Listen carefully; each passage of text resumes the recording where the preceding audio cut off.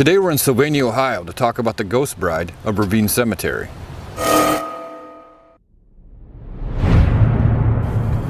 I never knew this place was haunted. I grew up in Sylvania. I grew up just down the road off of Erie Street. We never heard any stories about legends and ghosts, nothing. The only thing growing up that we knew about this cemetery was that it has the grave of Freddy Krueger in it. And growing up in the 1980s, when movies like Nightmare on Elm Street come out, that's what made this cemetery popular. Kids acting stupid and coming here at night and daring each other to touch Freddy Krueger's tombstone.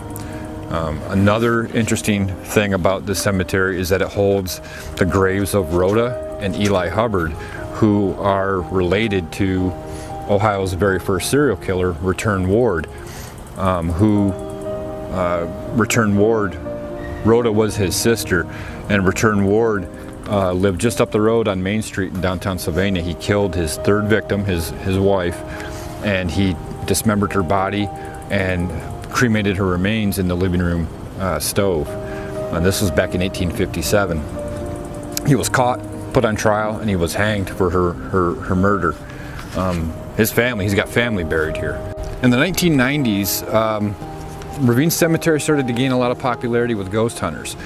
There was all kinds of claims of just shadowy figures and EVPs and strange mists being followed, being watched.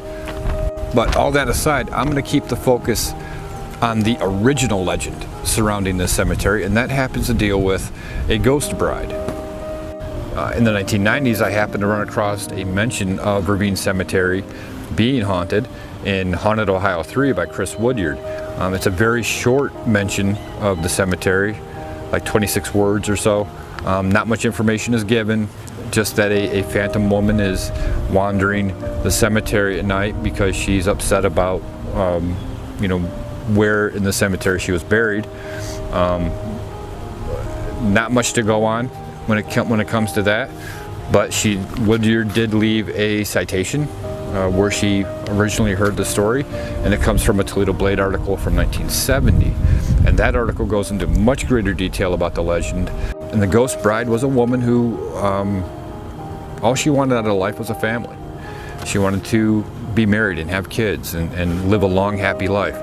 And she was married 3 times in an attempt to have that life. Each time the husband met just an unfortunate, tragic end, died way too young, and she ended up burying 3 husbands. And after the 3rd husband, she decided she was going to just remain alone. She wasn't going to try anymore. She was going to give up on her dreams of having a family, and she died a single woman with no kids. Upon her death, there was some dispute over which of her husbands that she should be buried next to, and that's what they believe is the genesis of this legend, that they couldn't decide, so they just put her off in a plot by herself. And so now they say that she wanders the cemetery because she's upset because she's buried alone. According to the Blade article, she appears at dawn on the anniversary of each of her husband's deaths. So maybe she's not upset about where she was buried. Maybe her appearances coincide with these anniversary dates because she's just paying her respects. She's paying her respects to the husbands that she lost.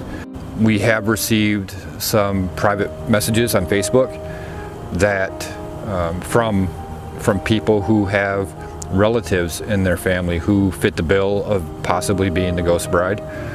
So something tells me that this is actually based on an actual person, and someone who was married 3 times, tragically lost all 3 of her husbands, and lived out the rest of her life alone. I don't know, to me that sounds kind of like an interesting story, and something I'd like to look into a little bit more. And that's why when it comes to Ravine Cemetery, for some reason this will always be one of those legends that I have an interest in. And despite all the other claims of strange mists and weird shadow-like figures creeping behind the tombstones, and I kind of ignore all those, and my focus will always be the ghost bride and finding out if this legend is actually based on fact. And if it is true, trying to find out who this woman was. and what her life was like and what happened to her. And I don't know, there's just something about the story that I can't let go of. I've heard of 2 people who have said they've seen the ghost bride. One says that she was seen in the interior of the cemetery wandering around the tombstones, and the other one said that she was seen walking along the fence by the road, which is interesting because one of the names we have, Annie, there is an Annie buried in that area along the fence line. So could it be based on an actual person? I think it is, I really do. So if you come out here, just, it's a cemetery, just keep that in mind, be respectful, do not trespass. This cemetery is closed at night, but the cool thing about it is there is a wrought iron fence along the road, and it's only about waist high. And so you can walk along the side of the road and do your EVPs that way if that's something you want to do, or take your photographs at night that way. Just don't trespass in the cemetery at night, because this is a neighborhood, there is a lot of houses around, and if there's any weird things going on, people will call the police, and Sylvania police will show up.